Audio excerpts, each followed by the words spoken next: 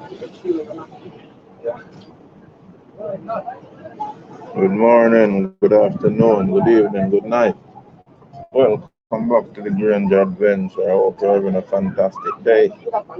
And today we're in London doing another live.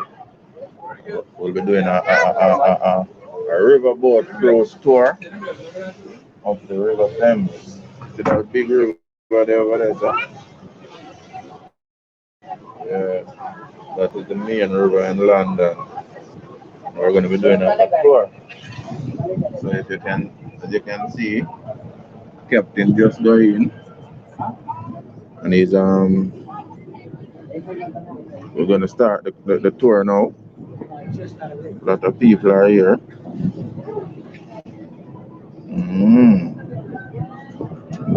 Yeah, man. So I think we'll be going to some famous landmarks. It's not quite the ferry to the north.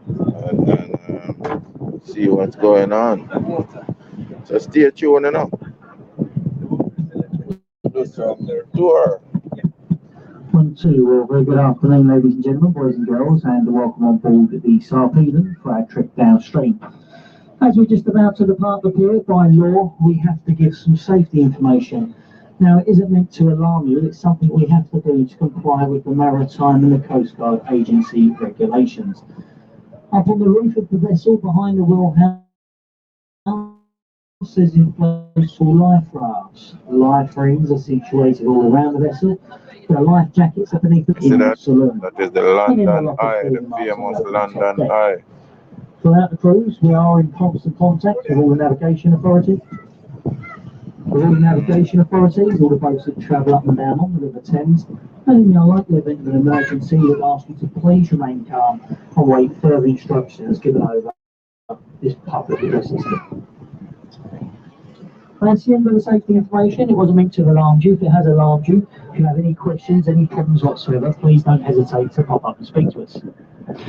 Now, as we make our way downstream, a few people just said, will there be a live commentary? So there aren't any professional guys, but there's quite a few of you, so I'll try and point a few places out for you. Now, over to the right-hand side, we have the London Eye. Now, the London Eye opened in the year 2000. If you wanted to go on the Eye in 2000, you had a queue for 4 hours and paid £7.50. You'll be pleased to know there are no queues today. You won't be pleased to know why. The reason being it's now £25. Since opening in 2000, it's carried over 60 million passengers. To the left-hand side, we have a tall stone column with a golden eagle on the top. This is a war memorial to men and women who lost their lives during the First, Second World War in the Air Force. The beak of the eagle points due south to where many of the men and women lost their lives. The backside of the eagle points directly to the Ministry of Defence. Also to the left-hand side, the dark grey ship is the Tattershall Castle. She started life as a ferry boat on the River Humber. Originally come to the Thames as an art gallery. An art gallery for 1 year before going bankrupt, then sold to the company Bash Charrington and converted into what she is today, a floating bar and nightclub. She took more money on the opening night as a bar and nightclub than she did in the whole year as an art gallery. That goes to show the sort of artists we have here in London. In front of us, we have the busiest railway line on the River Thames, the Charing Cross Railway Bridge. Charing Cross embankment stations to your left and Waterloo is to your right, and it also incorporates the 2 pedestrian footbridges. The one this upper side is the Golden Jubilee Walkway, the one on the lower side is the new footbridge.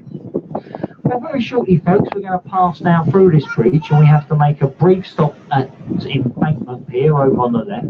Then we're going to cross over to the Festival Pier on the right. Once we've made these stops, we have to give the safety information once again, and then we continue downstream, pointing out the places of interest. Now, just bear with me for a few minutes, folks. I'll be back with you very shortly.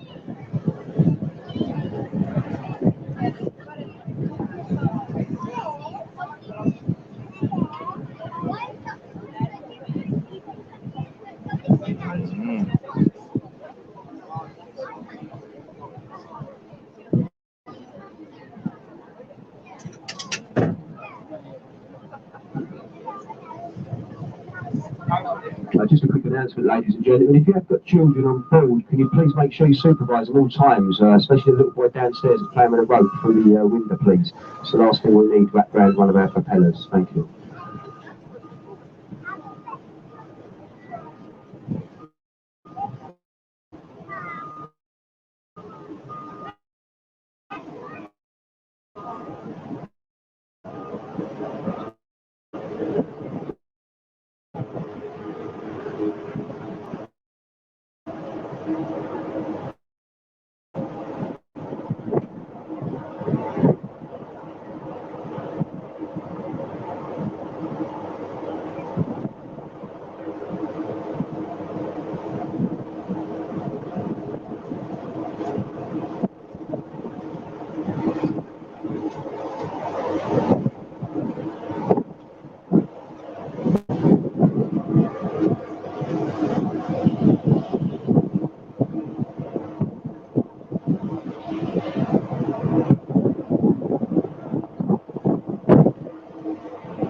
I think they're gonna make a stop here to pick up some more people.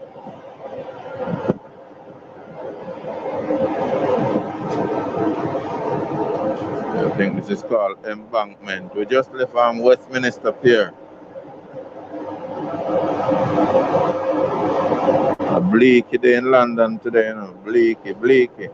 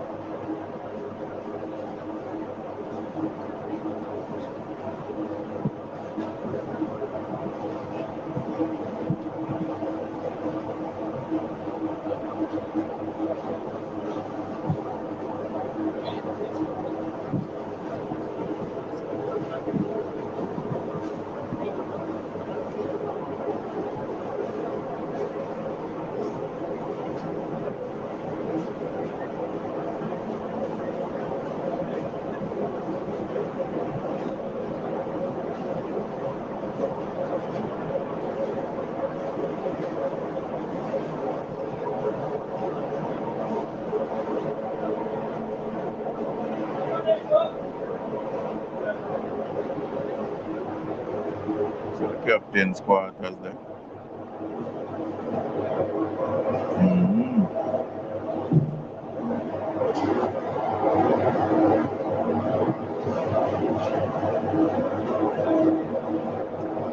Big wheel.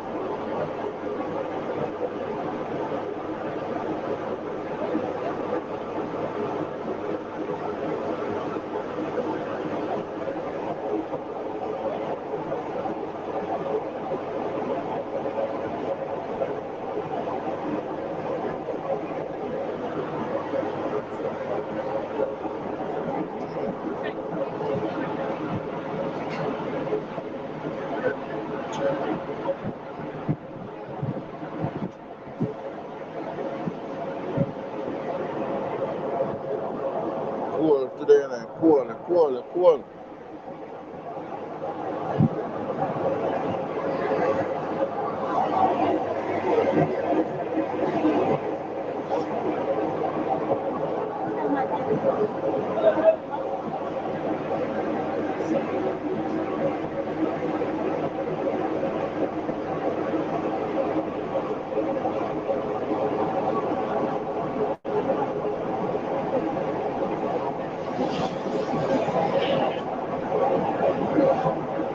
Okay, we'll move again.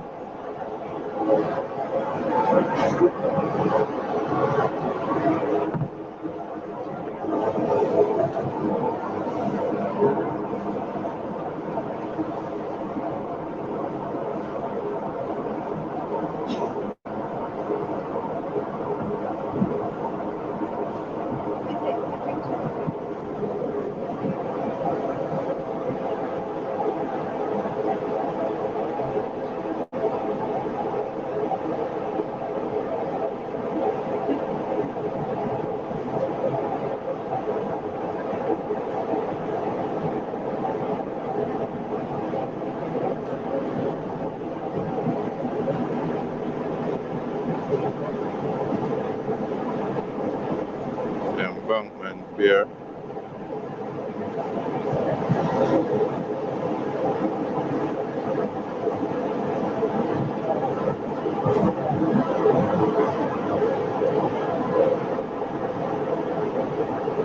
The restaurant that went over there, no? Glass room.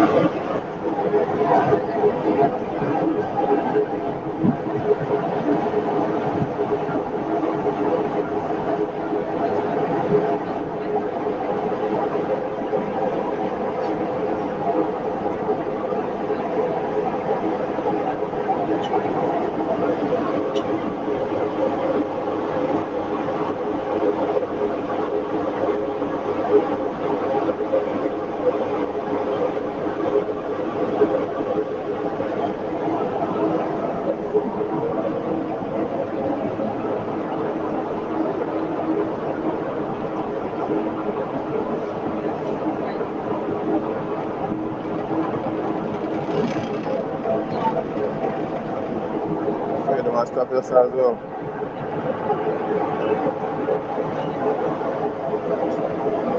I'm also going to stop a festival period.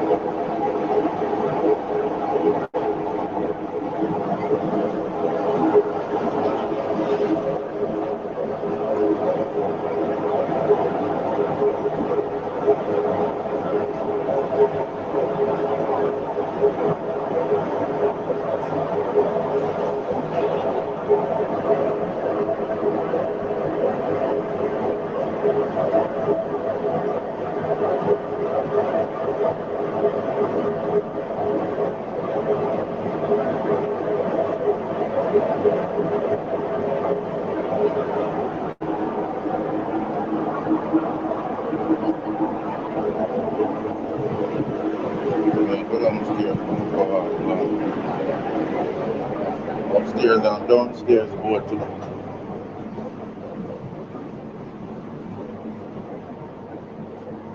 Yeah, downstairs that's all.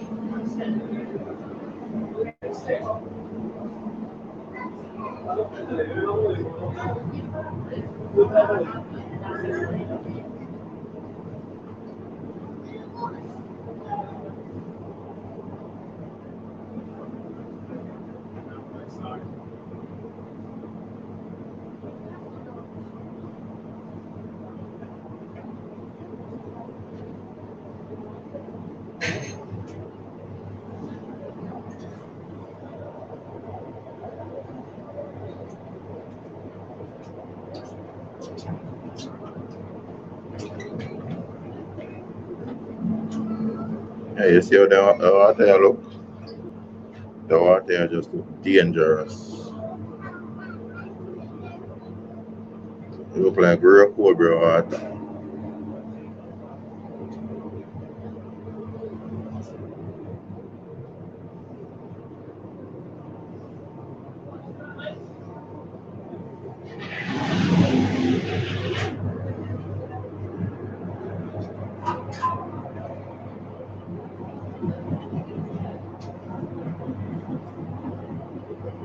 To a very good afternoon to the people who have just joined us here at the Embankment and Festival Pier.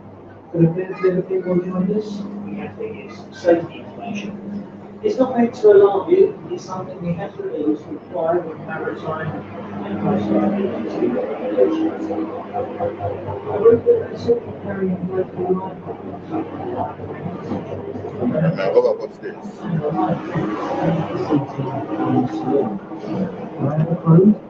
We are in constant contact with the navigation authorities. We post on River Thames and are likely to be an emergency. Take the main car and we further instructions in area. Under the safety information, we'll be making the larger, and the larger is going to be outside the traffic. If you wish to go to them, please dial me through after that point, because this brings you around the city if you don't see, especially as small children, because these children and speakers as well. Currently, the Westminster folks, I'll start to point out a few places of interest. Completely join this now, so I'm not a professional tour guide, I don't like to do it at all, so I'm not in the States whatsoever, please just bear with me. Now, as we turn the road around, we've been run out in front of us on the River Thames as I talk on stone coral. This is called the T.G.A. It was presented to Britain by the Egyptian government after Lord Nelson's victory over the French at the banks of the River Nile.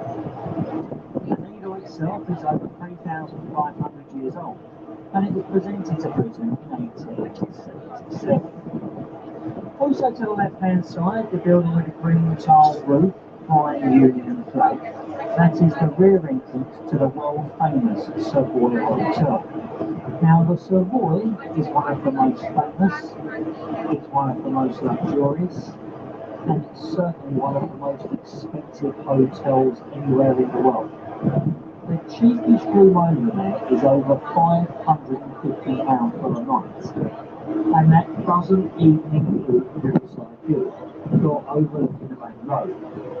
But it does include a full continental breakfast when you wake up in the morning, which comprises of a bread roll and a cup of coffee. The bridge in front of us is the Waterloo Bridge, completed during the Second World War by the Land Army. It is more affectionately known here on the Thames as the Ladies' Bridge.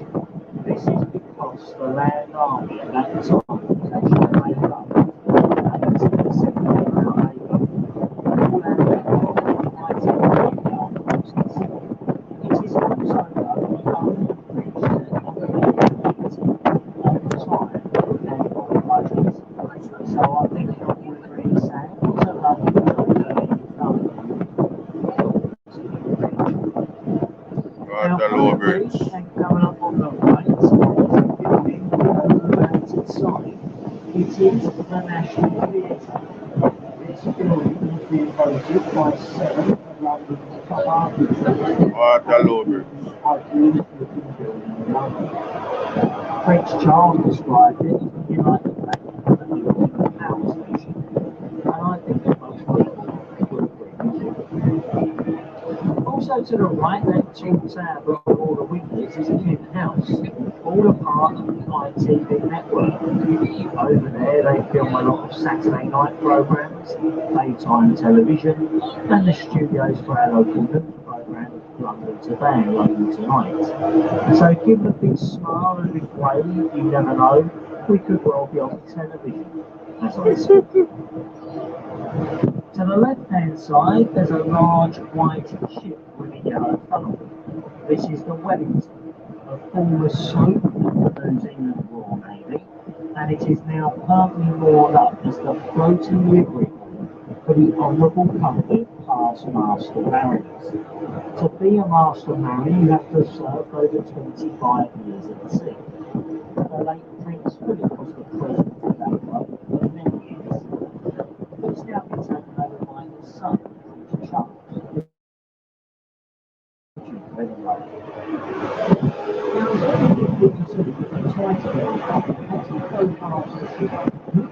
Just past the river Thames, along the river Thames, there was a stone archway with the place of old planted. It is called the Temple. It is the boundary line between two cities. The city of Westminster belongs to that to the north.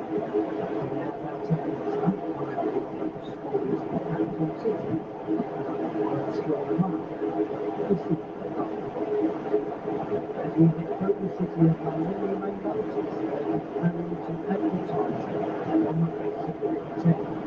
It's because we advertise strictly on the side of the road. But look to the right-hand side and you'll see how an architect very cleverly got around the laws by incorporating a company's name into the building. Look at the red brick building, look at the tower on the top of the windows. Oxo. I'm sure you've all heard of Oxo, the people who make the famous gravy stock kit. The building no longer belongs to the Oxo company because it's a grade 2 listed building. Therefore, it will never ever legally be removed. It comprises of many different things. The bottom is a few shops, the middle is luxury apartments, and the top is the famous Oxo Tower restaurant. To the left-hand side, there is a red brick Gothic style building with Zion College and Library. Houses over 300,000 very rare and expensive books, including Queen Victoria's and personal private library. The building next to that, with a sloped roof and a spire in the middle, is the old City of London School for Books. People over there, people over the railway system. The top half of the bridge was removed many years ago, as it couldn't take the weight of the modern day trains. But you could never remove these old pillars, because if you was to pull these out, you would actually undermine the foundations of the modern day bridge, and it would become unsafe. So that's why these 10 red pillars still remain. Now, once we pass down through the bridge, coming up on the right-hand side, we have a building with a tall chimney, the old Bankside Power Station. Today, the Tate Modern Art Gallery. If you are interested in modern art, go over there. You can see things like a pile of old bricks, half a cow in a jar, bits of screwed up newspaper, and a light bulb that flicks on and off. What a fantastic day out. If you want to see a real work of art, look to the left-hand side. Dominating the skyline, we have the dome and golden cross on Sir Christopher Wren's masterpiece, St. Paul's Cathedral. It took Wren 35 years to complete. It stands 365 feet tall, and it is the second largest unsupported cathedral dome in Europe. The second to that of St. Peter's in the Vatican City in Rome. Link imitator St. Paul's is Norman Foster's Millennium Building, dating the year 2000. Once we pass down through this building, we actually have our next stop, which is the Bankside Inn, St. Paul's Art Gallery, Shakespeare's Globe Theatre, and across the bridge St. Paul's Cathedral. Do we have anyone wishing to leave us here? The reason I ask is no one to pick up, so if there's no one getting off, we might bother stopping. If you wish to leave us, please just raise your hand if you're on the top deck. No? Right, I'm just going to come and have a look in the saloon. If you want to get off, please let me know, because if not, we will go straight past. Anyone want to get off at Bankside? No? Lovely. You want to get off? Okay.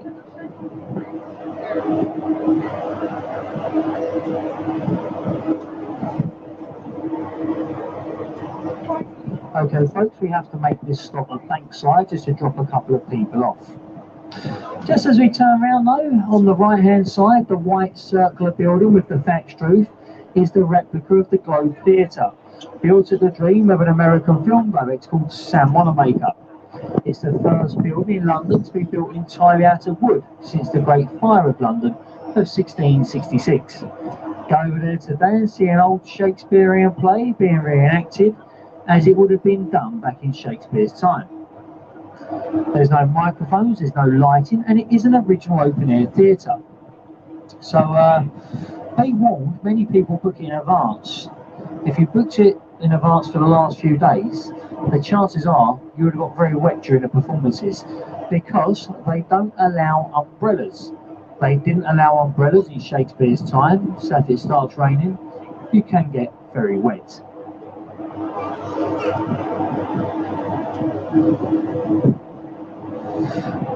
Well, in front of us is the Southwark Bridge. Opened in 1921, it was originally built to relieve the strain from the old London Bridge. It's actually the narrowest, it's the most least used of all the road crossings to pass through the 1 square mile, City of London. To the left-hand side, it doesn't really look much, but the opening in the river wall is the Queen Hive Dock. That is actually the oldest registered dock on the banks of the River Thames. It dates back to Elizabethan times.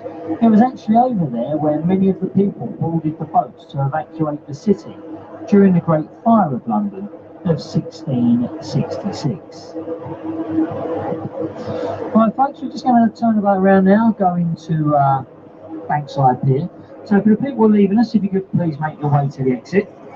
And as soon as we drop these off, we'll turn the boat back round, continue downstream. I will continue in the commentary, but please just bear with me for a few minutes, folks.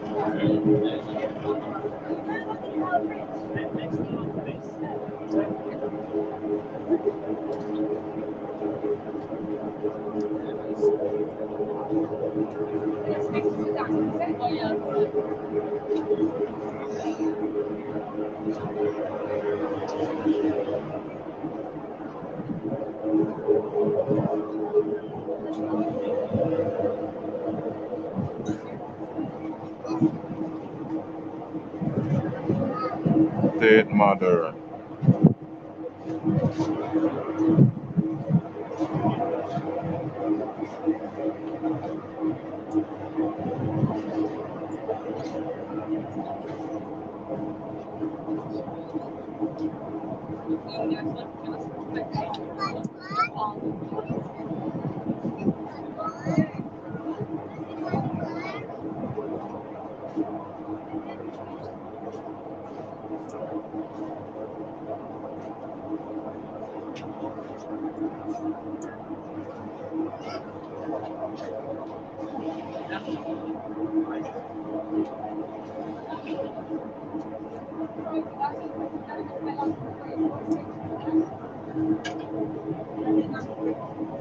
We'll make another stop now.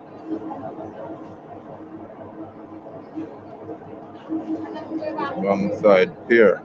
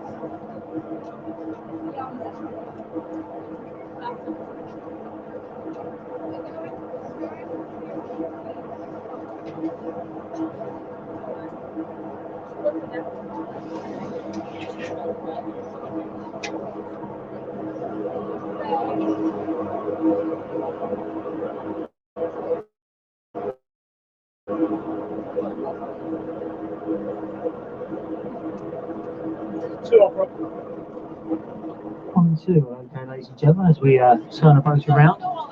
If you take a look in front of us, just behind them two trees, see the building with a red front door? This is number 49, Cardinal's Wharf at Bankside. This was once the home of Sir Christopher Wren for the 35 years it took to build St Paul's Cathedral. All that land over there, this is known as Bankside. It's in the district of Southwark. In Elizabethan times, Bankside was the red light entertainment area. You would have found bear baiting pits, dog fighting pits, gambling dens, circuses, taverns, and the houses of horizontal pleasure. And these were all owned and licensed by the bishops of Winchester. Well, in front of us, folks, you can see the Southwark Bridge. Now, I just told you this was the most least used bridge in London, which it was for many years. But they've done such wonderful jobs of putting in cycle highways. You can see that most of the day the bridge is solid traffic. But look up above the bridge in front of us on the right hand side, dominating the skyline, we have the Shard. At the moment, the Shard is still the tallest tower block in Western Europe. It stands 1,016 feet tall. It comprises of many different things: a luxury 5-star hotel, private apartments, a few different restaurants, and the top is a viewing gallery. Just become the most expensive viewing gallery in the world. You wish to go up there, they will now charge you £30. Wow. Before we go through the Southwark Bridge though, look in the right hand corner at the foot of the bridge. There's a flight of stairs coming into the river. This is Southwark Causeway, also known as Wren's Stairs. As it was on these stairs, Sir Christopher Wren used to board a small rowing boat every morning before being rowed across the river to supervise the building of St Paul's Cathedral. Now, as we pass down through the Southwark Bridge, coming up in front of us, we have another one. And this is the busiest railway line on the River Thames, the Charing Cross Railway Bridge. Charing Cross Embankment Station is to your left. We have Waterloo, this is the Cannon Street Railway Bridge. And yeah, that's about it really. No historical interest in this bridge whatsoever. Before we go through it though, in the right hand corner, a very old and historical pub, the Anchor Bankside. In 2015 it celebrated its 400th birthday. Over the years has been frequented by many famous people, including William Shakespeare, as the original Globe Theatre stood somewhere behind the pub in a place called Park Street. It is one of the nicer riverside pubs, but when you get a bit of sunshine, it does get ever so busy. Now through the bridge, keep looking to the right, we have a small sailing ship in wet dock. It is the replica of Francis Drake's old ship. It's called the Golden Hind. And Francis Drake was the first Englishman to navigate the world. As I say, it's a replica ship. It was built down in Devon about 35 years ago to commemorate Drake's voyage. Now moored up as a museum, you pay a small fee and go on there. There's all the history of Sir Francis Drake. In front of us we have the New London Bridge. This one was opened by Her Majesty the Queen in 1973. First ever London Bridge dates back to the Roman times of AD 43. Before we go through it though, look to your right. Look in the gap between the buildings, we have the lovely Southwark Cathedral. There's been a place of worship over there since the 12th century. It was over there where a man called John Harvard was baptised, the son of a local tradesman. He left England and he went to America, where he founded the Harvard Library, which in turn became a part of the Harvard University in Massachusetts, USA. I say parts of it date back as far as the 12th century.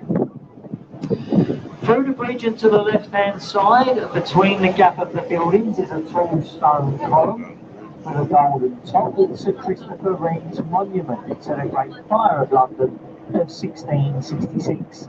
Built to represent a candle, they do say it was a candle which started a fire in the baker's shop in Pretty Lane. Layout on its end in recent direction would touch the point of where the baker's shop once stood. Also to the left hand side, the lovely yellow brick building is the old Billingsgate Fish Market. Now a fish market stood on this site for just over 900 years, until the late 80s when the tradition was sadly broken and it moved downstream to larger premises in the Docklands area. The building today is a private function hall. The building next door behind the trees is the Water Guard House, the headquarters of Her Majesty's Customs and Excise.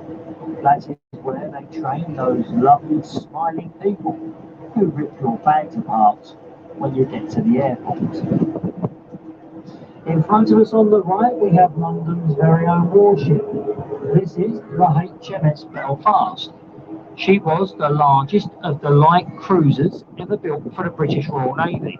Weighs 11,500 tonnes. She saw active service during World War II and she last fired her guns in anger at the Korean campaign. She was decommissioned from the Navy in the 1970s and brought here by the Imperial War Museum.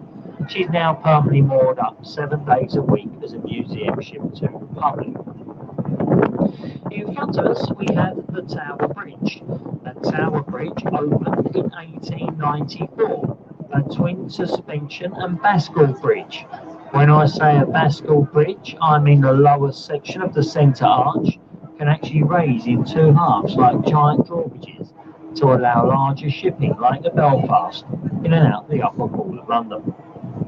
Tower Bridge was built in the Gothic style to blend in with its surroundings. On the left hand side we have the world famous Tower of London. Now work first commenced on the tower under the orders of William the Conqueror in 1078. It used as many things this time: a royal palace, a zoo, a mint, an observatory, most famously a prison and a place of execution. Look to the river bank as we go past the tower. There's a bricked up archway. Above it, entry to the Traitor's Gate. If you was found guilty of your crimes at the Palace of Westminster, you would have been rowed down the river, and they got taken out from the tower hill. You would have been executed. 36 people going to the water. We'll take very shortly with our class down through the Tower Bridge. We will then call our next stop, which is St. Catherine's Cathedral. Now, in the following day, we've got St. Catherine's ticket. This is where you must leave us. If you leave this boat and wait on the pier, your next returning boat will be about 10 minutes before it will take you back upstream to Westminster. If you're going to Greenwich, stay on board this boat. Once we leave, we'll make our way downstream to Greenwich. But as I say, if you have the Tower Bridge, the circular cruise, St. Catherine's ticket, you must leave the boat at this point. To the people leaving us, I hope you've enjoyed your trip downstream off board the Sarpedon, and I do hope you've enjoyed the few points and places of interest. As I pointed out before I started, and I'm sure you've realised by now, we're not professional guides on these boats. But unfortunately, none of the Thames pleasure boats actually employ professional guides. All they do, when you buy your ticket, you get a small leaflet. In the leaflet there's a map, and that is your guide. Us, the crew, we feel that's a bit of a waste of time really for you to come on the river and not have anyone tell you what you're looking at, so we try and have these little talks with you.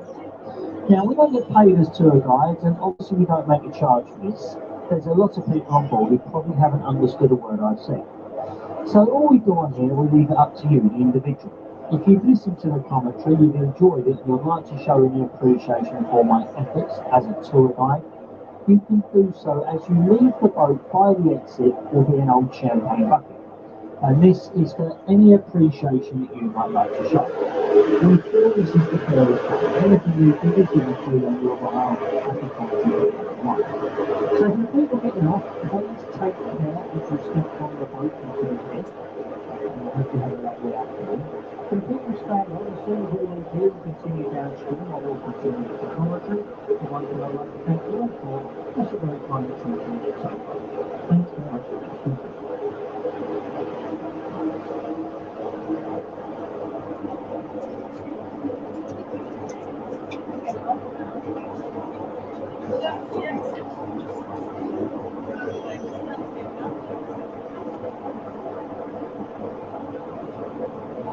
so close.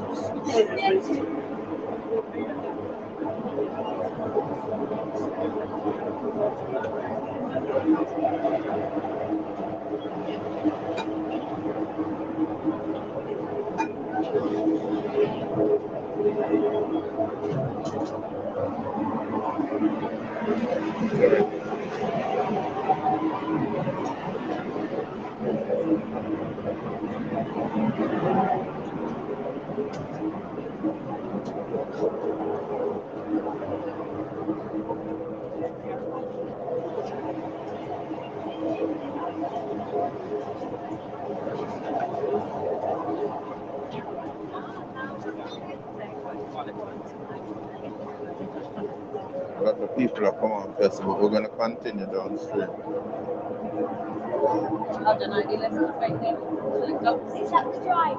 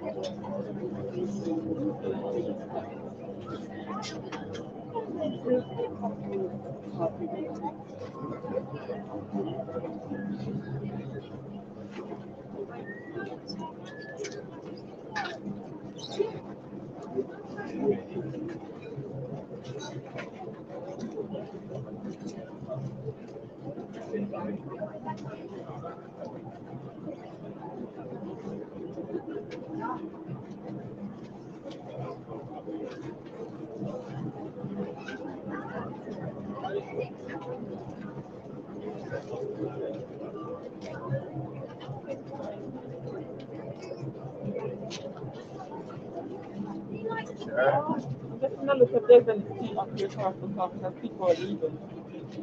I don't know. There's only now there is. You can sit down in between. I can't come on. There isn't like any food.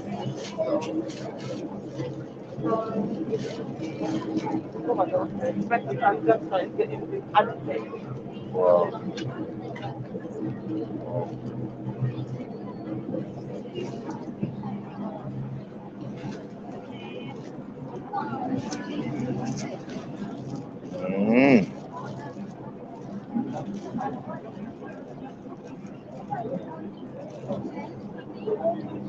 They're letting out some people. I'm gonna carry on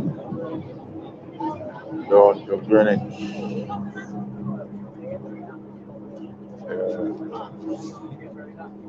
A nice little tour so far, man. There's politics in France or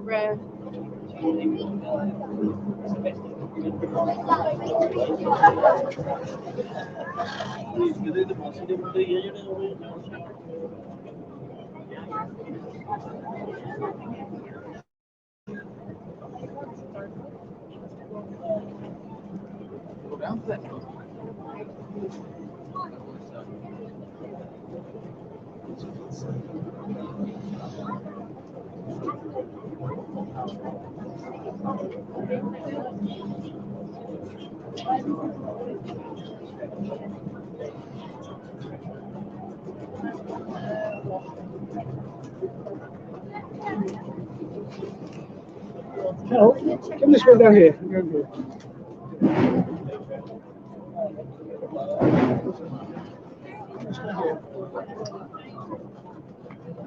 Where? Where are you going? I thought you wanted to sit up. I'm staying up because I feel sick now. I'll stay up as well. Here's 1, 2, 3, 4. I don't want to sit.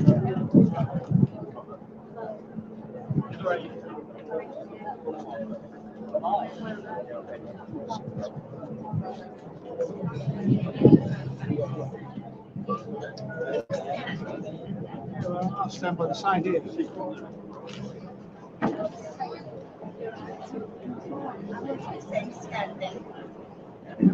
Well, very good afternoon to the people who just joined us, and welcome to South Haven.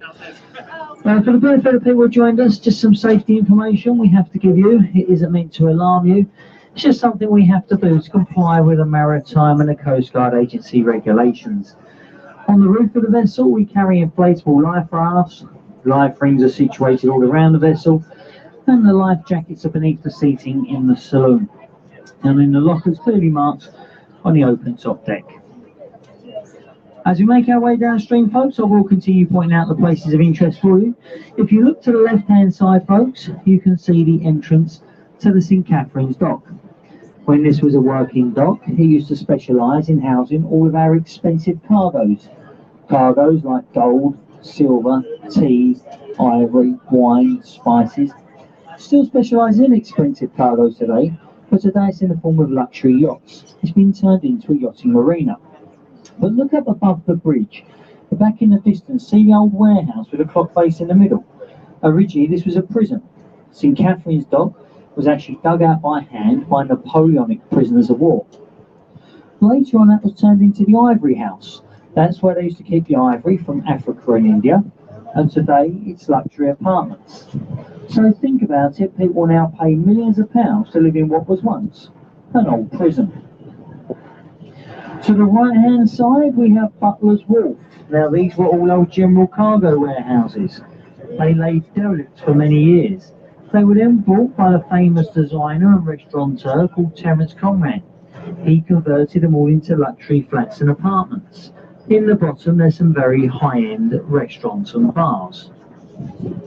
But as we go past Butler's Wharf, coming up, there is another dock entrance.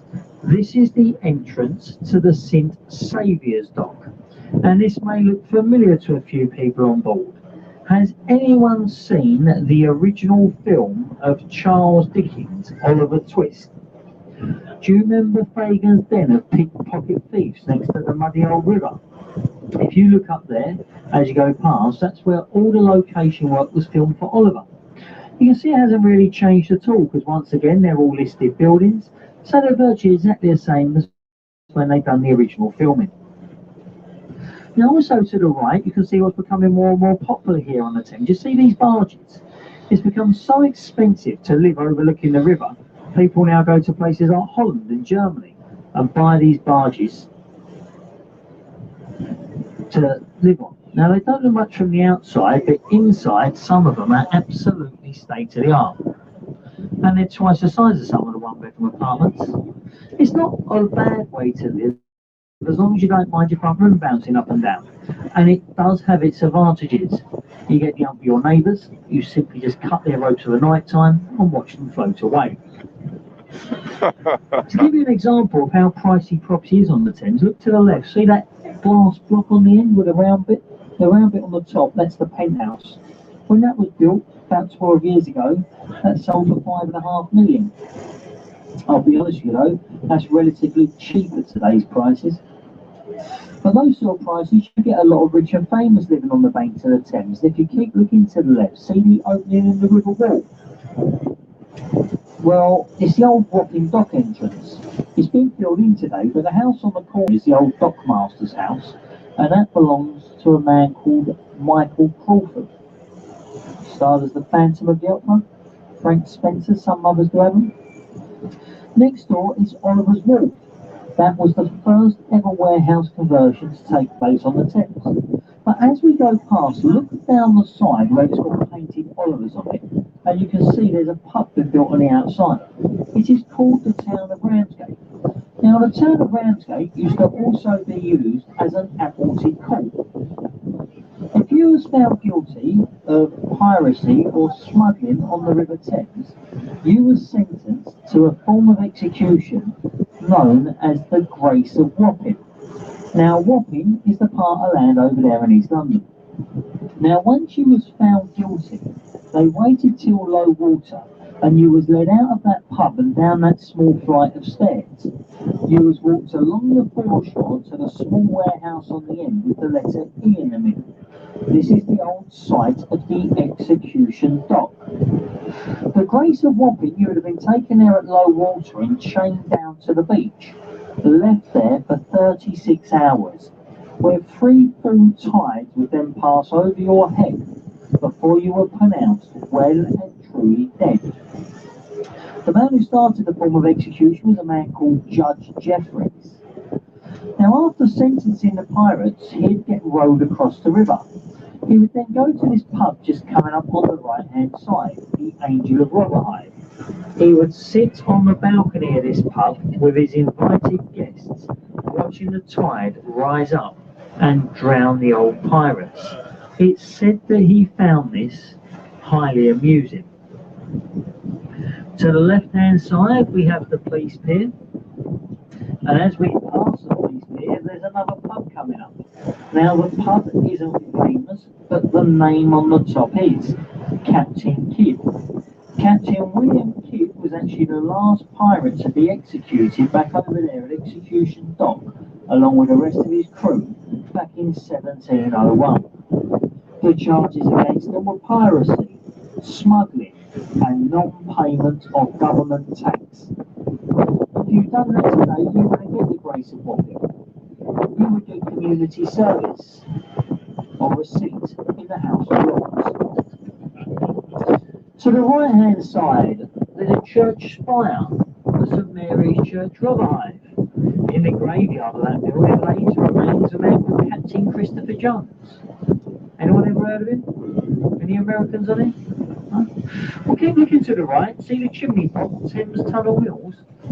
We're just about to go over the top of the first ever underwater tunnel anywhere in the world. In 1843, Mark Brunel opened the Thames Tunnel, and it's still used to this day by the Metropolitan Lines. But keep looking to the right, see the English and American flags? Behind it, there's a pub called the Mayflower. Now, it was actually over there in Rotherhithe where the famous British Mayflower was actually built. It was built by local Rotherhithe shipwrights, and I wrote behind me. Captain Christopher Jones is buried in St Mary's. He was the captain and part-owner of it.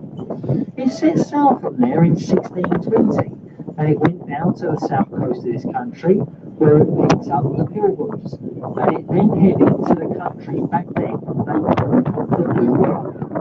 Well, today we call that country America.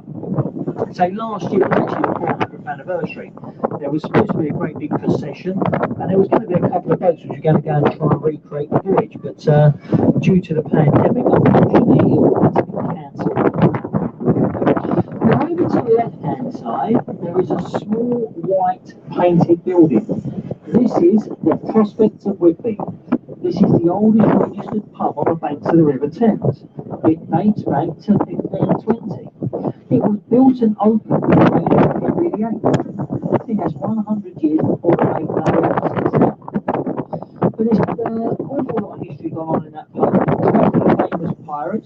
but it's also known for the notorious press gangs. It's in a place called Shadwell, which used to be an old shanty town.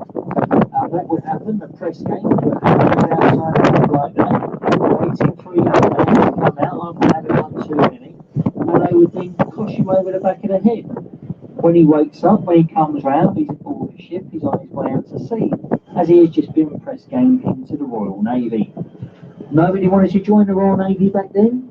Your life expectancy was no more than 2 years before dying of scurvy or something far worse.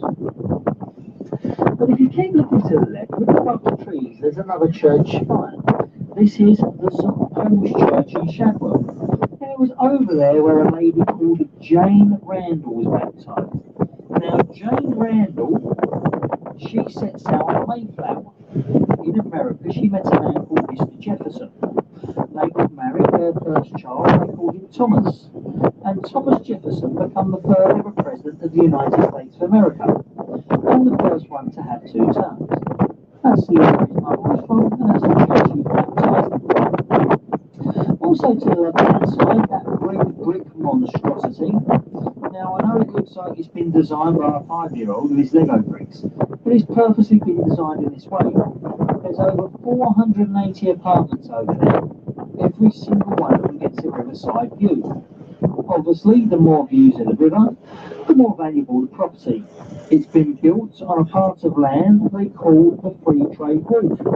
Our Free Trade Wharf gets its name from the days of the plague of 1665. When the plague was in London, no country would allow their ships up the Thames, all except for one, the Dutch. They said if it wasn't for the Dutch merchant navy, those who didn't die from the plague would have probably starved to death. So our government at the time granted all Dutch ships free trade.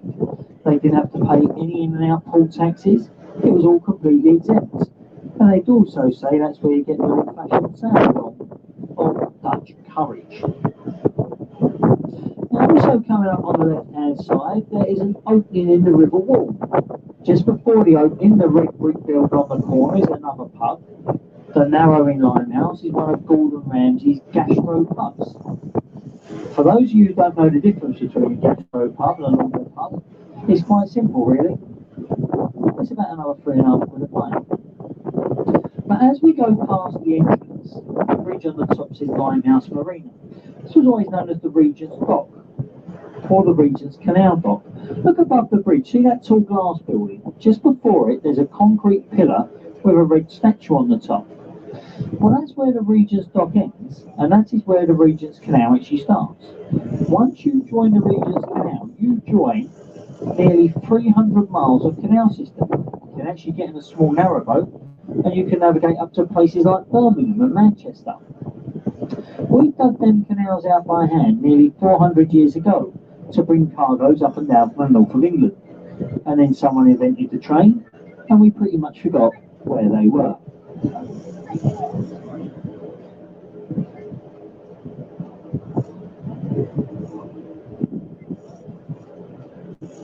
Now, if you keep looking to the left-hand side, come out, there is an opening in the river wall. This is the entrance to the lime kiln dock.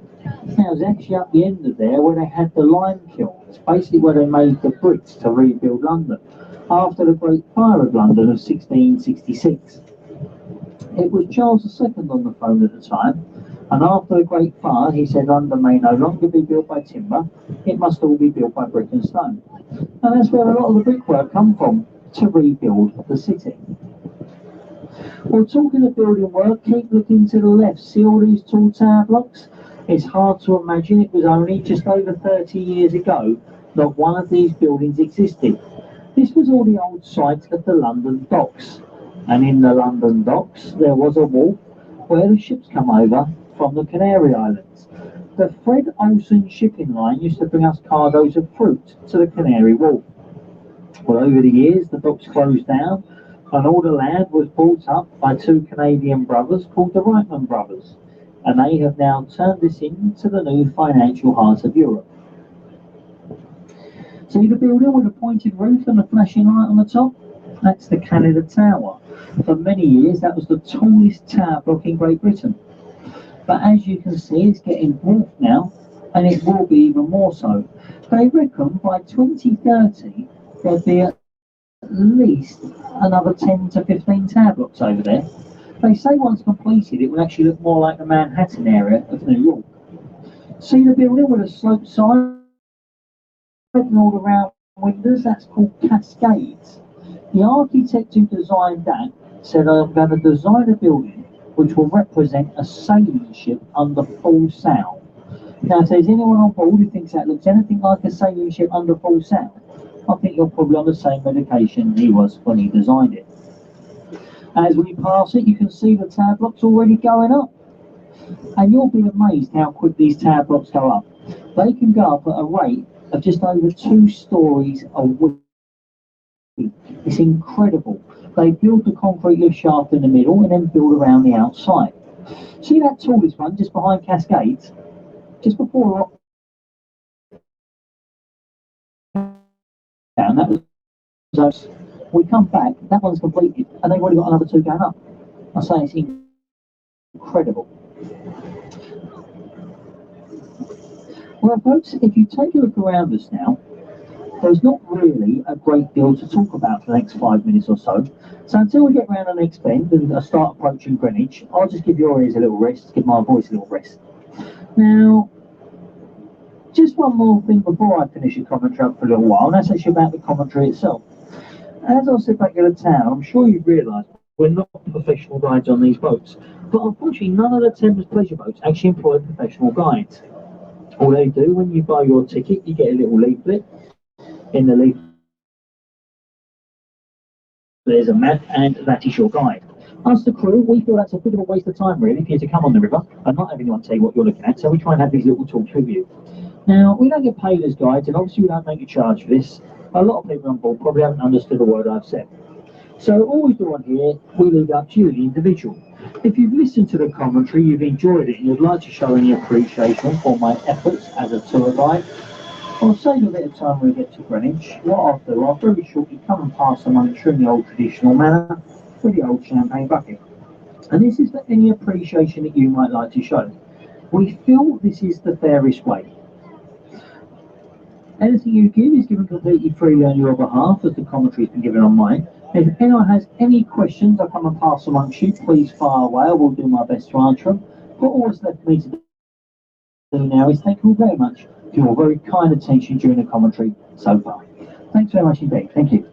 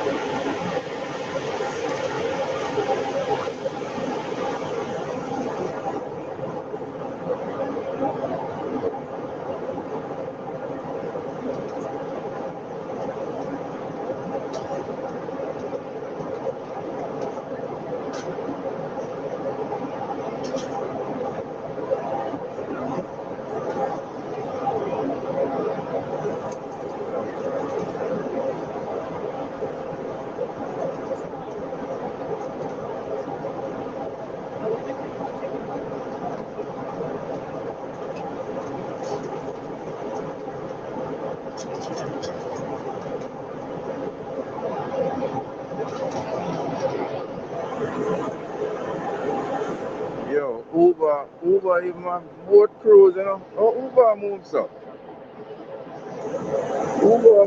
Uber have boat cruise. Yo.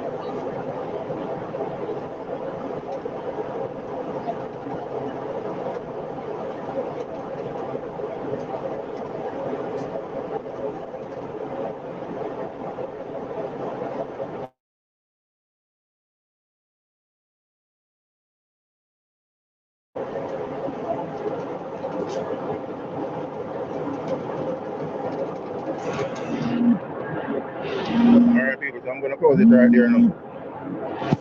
Yeah, because I'm gonna do another live when we go on the London Eye. Yeah man, so I just wanna say thank you so much for watching. I hope you've enjoyed this tour on the Thames River. Yeah man, please remember to like, share, take care of yourselves and each other, and as always, blessings to you all.